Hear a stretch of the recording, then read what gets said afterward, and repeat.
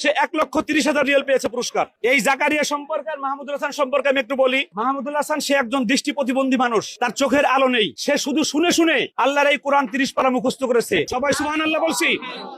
শুনে শুনে মুখস্থ করে সে সারা পৃথিবীকে বিজয় পরাজিত করে 1 নম্বর হয়েছে। এর চাইতে বড় বিজয় আমার মনে আর নাই। আর আমাদের নুরুদ্দিন জাকারিয়া, সে বিগত 7 বছর একাধারে সে এই হারামে যাওয়ার পর থেকে সে প্রতিদিন রোজা রেখেছে। তার বাবা আমাদের মাদ্রাসার 5 থেকে 700 ছাত্র একাধারে প্রতিদিন রোজা রেখেছে। আর সে প্রতিদিন কমপক্ষে 17 ঘন্টা, বিগত 7 বছর 17 ঘন্টা এই কোরআন নিয়ে মেহনত করেছে। এই মেহনত করার কারণে কোরআন তাকে আজকে সম্মানিত করেছে।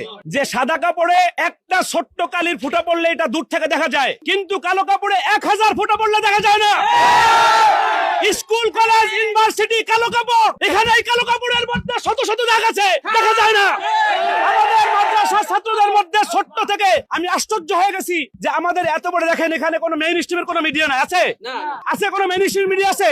আমাদের এই বিষয়টা আমরা দেখতে চাই যে আমাদের মিডিয়ার ভাইরা ওনরা চাইলে আমাদের এই বিষয়টা আমরা যে ভালো কাজ করি কোরআন নিয়ে, আমাদেরকে ঘরে ঘরে পৌঁছাই দিতে পারে ইনশাআল্লাহ।